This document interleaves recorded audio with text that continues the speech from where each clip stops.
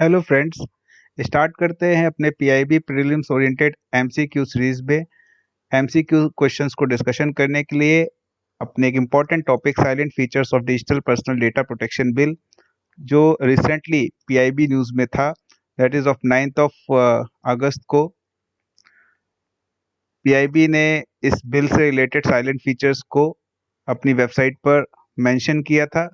तो इससे रिलेटेड जितने क्वेश्चंस सिविल सर्विसेज एग्जामिनेशन यानी यूपीएससी के सिविल सर्विसेज एग्जामिनेशन के प्रीलिम्स में क्रिएट हो सकते हैं, उन सारे क्वेश्चंस पर डिस्कशन करते हैं। And it's a very important topic for civil services examination. मेरा मानना ये है कि यहाँ से एमसीक्यू क्वेश्चंस आपसे पूछे जा सकते हैं। ब्रॉड बिल है, अब इस बिल पर पूरा डिस्कशन हम अपने नेक्स्ट लेक्चर में करने वाले हैं। बट जो एमसीक्यू क्वेश्चंस डिस्कशन है सीरीज है हमारी, इसमें हम एमसीक्यूज क्वेश्चंस को डिस्कस करने जा रहे हैं आपसे। फर्स्टली, जब भी हम एमसीक्यू डिस्कस करते हैं तो अब हमेशा, चाहे वो इंपॉर्टेंट इशू रहा हो या करंट इशू रहा हो या पीआईबी सीरीज में, हम ये डिस्कस करते हैं कि किस किस सेक्शन से हमने एमसीक्यू बनाना है। ये सबसे इंपॉर्टेंट चीज़ होती है।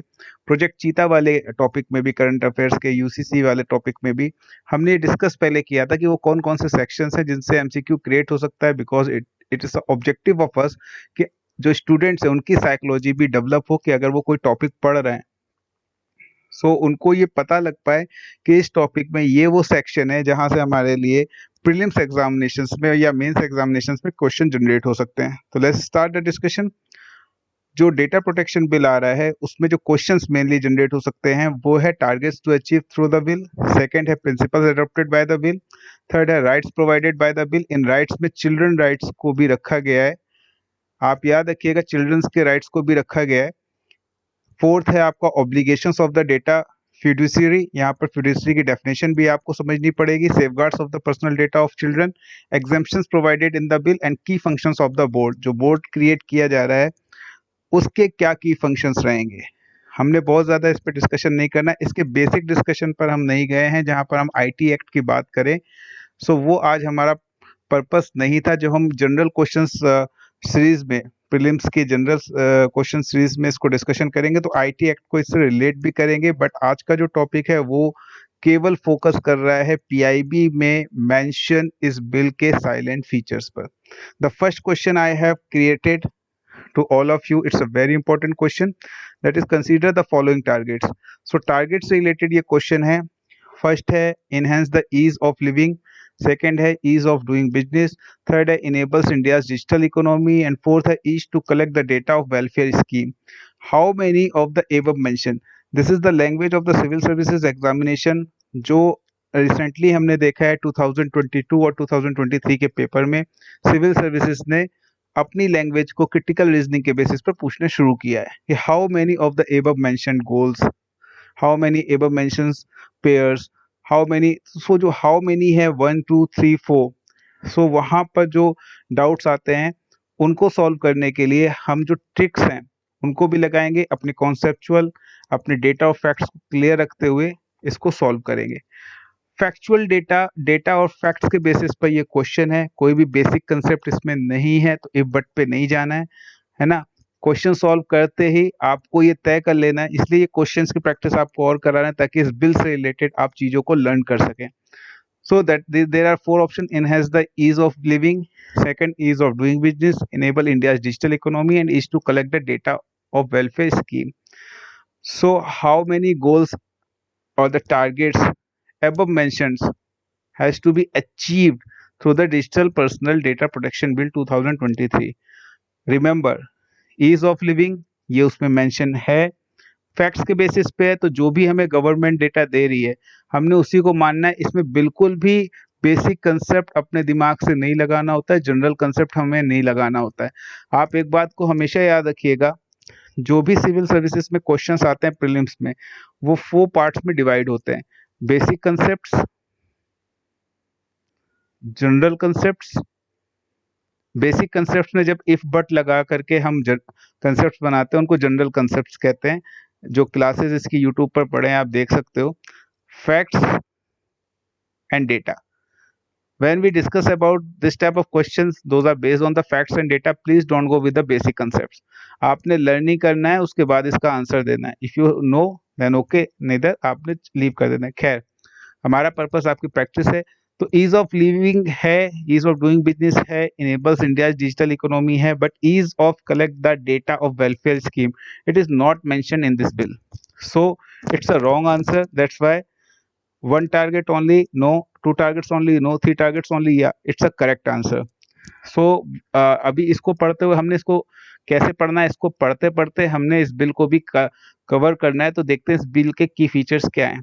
सीधे वेबसाइट पे जाते हैं पीआईबी के, salient features of digital personal data protection bill. अगर हम इसके बात करें सो इस पॉइंट को जब हम देखते हैं कि bill seeks to achieve the following things and the bill based on the following the bill is based on to the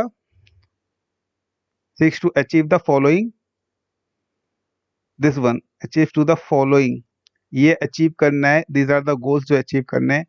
that is what introduction, the first is what introduction data protection law within minimum disruption while ensuring necessary changes in the way data fiduciaries process data.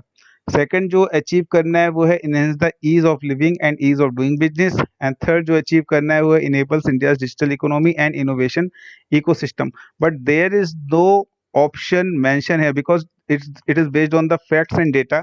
That's why there is no any data that is mentioned like or the fact mentioned like what ease of collect the data of welfare scheme. It is not mentioned there. That's why it's a wrong answer.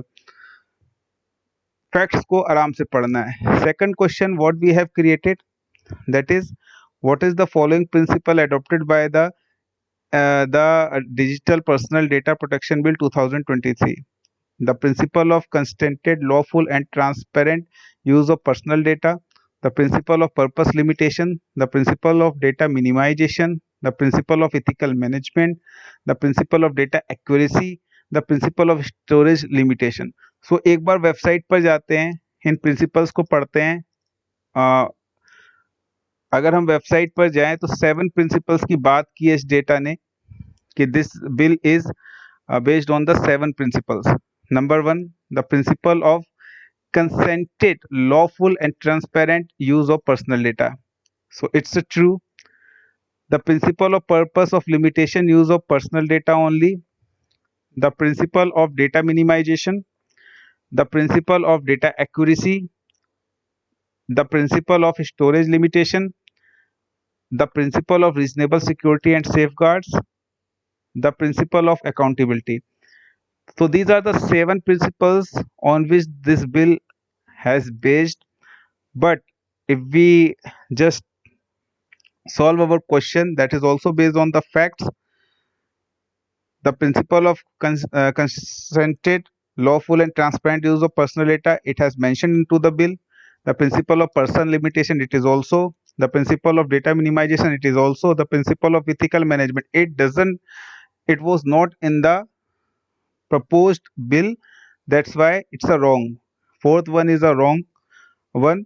इसको अगर हम देखें क्योंकि जो जिस तरीके से form किया गया इस क्वेश्चन को, तो ये क्वेश्चन क्या है, आपको ऑप्शन चेकिंग से रिमूव करना है. एलिमिनेशन मेथड कहा जाता है इसको. तो एलिमिनेशन मेथड से हमने एक अलग से लेक्चर बना रखा है. यूट्यूब पर जा करके उसको सर्च करके या हमारे लेक्चर्स को जो वेबसाइट्स पर आप क्लासेस लेकर के भी देख सकते हैं कि how many types of question asked in a civil services examination, कितने टाइप से क्वेश्चन पूछे जाते हैं, उसमें क्रिटिकल रीजनिंग कितना लगता है और कैसे आपको क्वेश्चंस को सॉल्व करना है. जैसे ये एलिमिनेशन मेथड का, तो एलिमिनेशन मेथड में सबसे पहले देखना होता है कौन सा फैक्ट नहीं है. The principle of data accuracy, it's also mention what we have learn up right now. The principle of storage limitation, तो these all are mentioned in the bill, but the fourth is not. So the option 1, 2 and 5, it's a wrong. 3, 4 and 6, it's a wrong. 1, 2, 3, 5 and 6, it's the correct answer. So the option C is the correct answer. The next question is what? Consider the following rights. अभी ये question rights के basis पर बना हुआ है. इससे जो previous question था वो प्रिंसिपल्स के बेसिस पर बना हुआ था. The right to access information about personal data processed, the right to correction and erasure of data, the right to grievance redressal, the right to nominate a person to exercise rights in the case of death or incapacity. Okay, which of the following rights mentioned ever is are not provided. Okay, the आपने जब भी note हो, lots of student came to us, बहुत सारे ऐसे students हैं जो हमारे पास में आते हैं। ठीक है, अगर इनिशियली देखिए क्या होता है कि जब आप 20 क्वेश्चंस 25 क्वेश्चंस कर लेते हो, या मैं कहूँ कि नियर अबाउट 40 क्वेश्चंस कर लेते हो, तब तक आपको पेपर में क्वेश्चंस दिखाई देता है। अगर उसके बाद कोई क्वेश्चन नोट वाला होता है, कई बार ऐसा देखा है स्टूडेंट्स की उस नोट को नहीं देख पाते हैं, तो वो क्वेश्चन उनका रॉन्ग हो जाता है। प्लीज़ आपने रुकना है, जहाँ नोट मेंशन हो उसको देखना है, उसके बाद में सोचना शुरू करना है। ठीक है, तो यहाँ पर नोट है, नोट को अंडरलाइन कर लीजिए। सो इनमें से कौन सा राइट मेंशन नहीं है digital personal data protection bill में। एक बार फिर से इनके फैक्ट्स को रीड करते हैं। राइट्स की बात करते हैं। The bill provides for following rights to individuals. Individuals को राइट की बात कर रहा है। ये बिल चिल्ड्रंस के राइट की भी बात करता है, चिल्ड्रन के राइट्स की भी बात करता है। The first right is the right to access information about personal data processed. Second, the right to correction and erasure of data, the right to grievance redressal, and the right to nominate a person to exercise rights of the death or incapacity। Question की बात करते हैं, तो question के solution को भी देख लेते हैं। The right to access information about personal data process, ये है, it was mention in the bill. Second, the right to correction and erasure of the data, that is also mentioned. Grievance redressal, it's also mentioned. The right to nominate a person to exercise rights in the case of death or incapacity, it's also mentioned.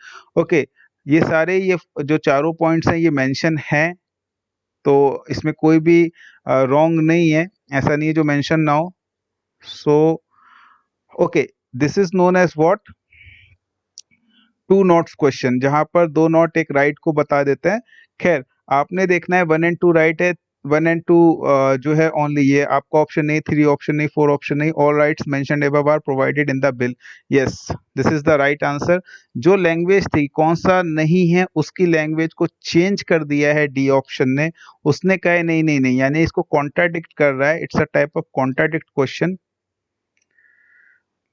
Language को change करके जो language लिखी जा रही है उसको mention करके answer देखा जा रहा है। तो ऐसे क्वेश्चंस में भी बिल्कुल कंफ्यूज होने की जरूरत नहीं है। अगर आपको फैक्ट्स याद हैं तो आप ये क्वेश्चन आराम से कर सकते हो। यही हमारा पर्पस है, इसमें बेसिक कॉन्सेप्ट्स का भी यूज नहीं किया है। आईटी एक्ट से कोई भी क्वेश्चन लेके नहीं आए। तो it was the third question. Fourth question की बात करते हैं, डेटा फ्यूडिशरी पर बेस्ड है। इस क्वेश्चन में हमने फैक्ट्स के साथ एक बेसिक कंसेप्ट को भी इनबिल्ट किया है। सो क्वेश्चन को पढ़ते हैं फिर समझते हैं। With reference to the data fiduciary consider the following statement. E commerce companies और Google comes under the definition of fiduciary. ठीक है, so in this question we have used a one basic definition, and second one is a what, the fact. So this question has based on two concepts, basic concept of data fiduciary, and the second one is the fact. So इस type से questions भी आपसे civil services में आता है, जो सिर्फ factual ना हो, एक लाइन उनकी हिस्टोरिकल बैकग्राउंड की हो, या बेसिक कंसेप्ट के बेस पे, या डेफिनेशन के बेसिस पे, और सेकंड जो है वो फैक्ट हो।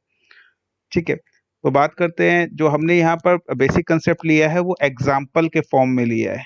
It is known as exemplary basic concept के बेसिस पे या जनरल कंसेप्ट के बेसिस पे। That is e commerce company. और आपने जब भी देखना है बेटा, जब भी क्वेश्चन सॉल्व करना है, और and, there are two connected words. और एंड में एक रीजनिंग का डिफरेंस होता है। और जहां पर होता है तो if one condition is satisfactory, तो कभी कभी क्या होता है क्वेश्चंस में दूसरा पार्ट अपने आप ही राइट हो जाता है। दो में अगर एक भी सही है, एक्स और वाई में कोई एक भी सही है, तो वो आंसर राइट हो जाता है। एंड में एक्स और वाई दोनों को सही होना पड़ता है, नहीं तो आंसर रॉन्ग हो जाता है।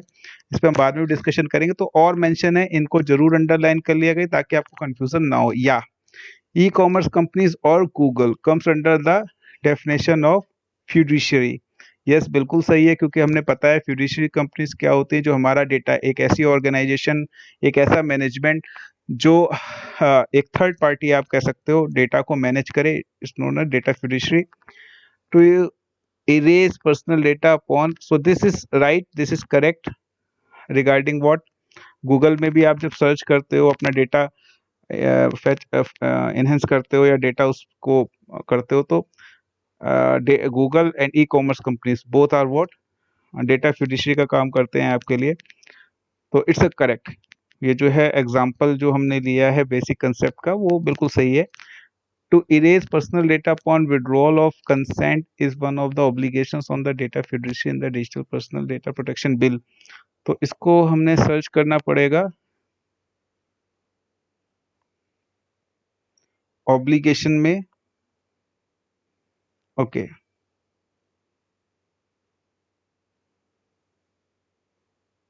एक बार क्वेश्चन को देखते हैं। डेटा फिड्यूशियरी से रिलेटेड ऑब्लिगेशन को, तो है to erase personal data upon withdrawal of consent, या it is to erase the personal data, sorry ये नहीं है, this one D, to erase the personal data upon withdrawal of consent.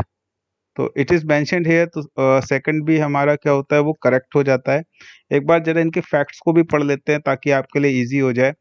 The bill provide for following obligations to the fiduciary. Number one, to have security safeguard to prevent personal data breach. Okay. To intimate personal data breaches to the affected data principal and the data protection board. To ensure personal data when it is no longer needed for the specific purpose. To ensure personal data upon withdrawal of consent. To have in place grievance redressal system and an officer to respond to queries from data principals, and to fulfill certain additional obligations in respect of data fiduciaries notified the significant data fiduciaries, such as appointing a data auditor and conducting periodic data protection impact assessment to ensure higher degree of data protection. So these are the points, 6 points regarding data fiduciary obligations की अगर हम बात करें।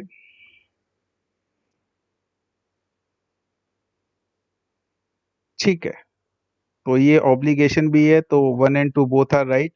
जो pattern इसका हमने लिया था वो आपको बता दिया है, बेसिक कंसेप्ट वो एग्जांपल के टर्म्स में हमने बेसिक कंसेप्ट लिया और फैक्ट को लिया। द क्वेश्चन 5, ये एग्जाम्पशंस के बेसिस पर क्वेश्चन है।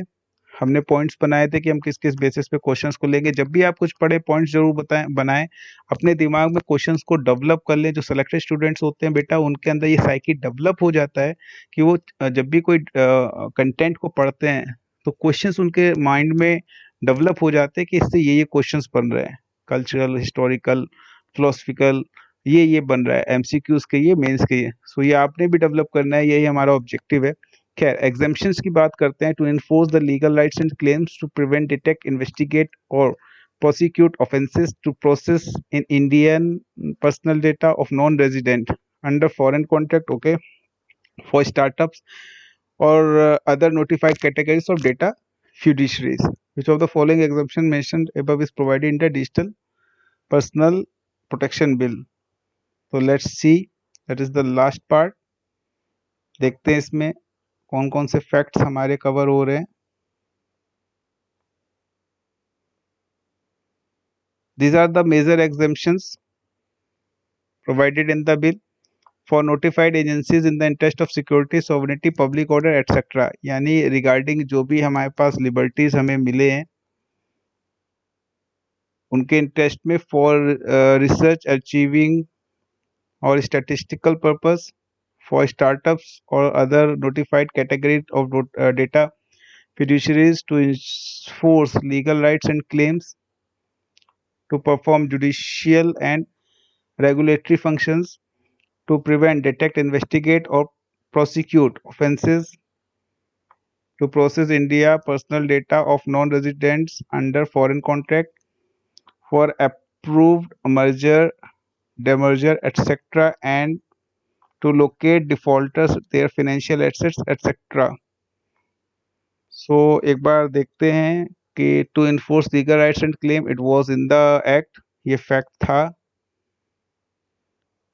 सॉरी एक्ट नहीं, that's a bill. To prevent, detect, investigate और prosecute offences, it was also mention in the bill. to process in India personal data of non-residents under foreign contract. Yeah, it was also in the bill. For startups or other notified categories of data feeds. Yeah, it's also on the bill. So the option 1, 2, 3 and 4 is correct. So you can see कि किस तरीके से हमने questions को form किया PIB पर।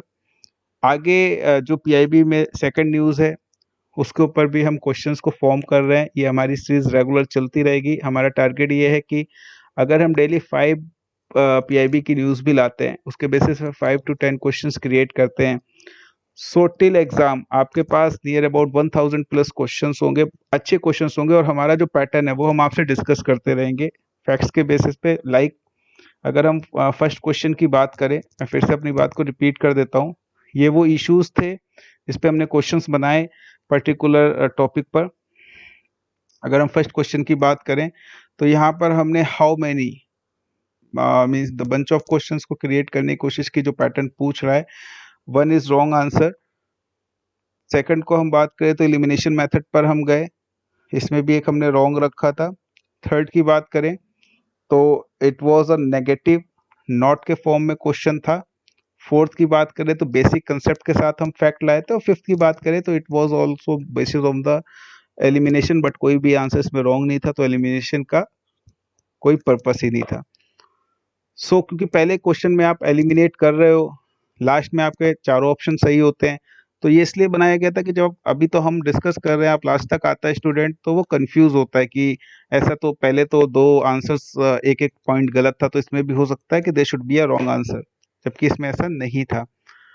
सो ये students को साइकोलॉजिकली डेवलप होना है और अपने फैक्ट्स पे जो कमांड है वो रखना है, चाहे कोई भी आंसर हो।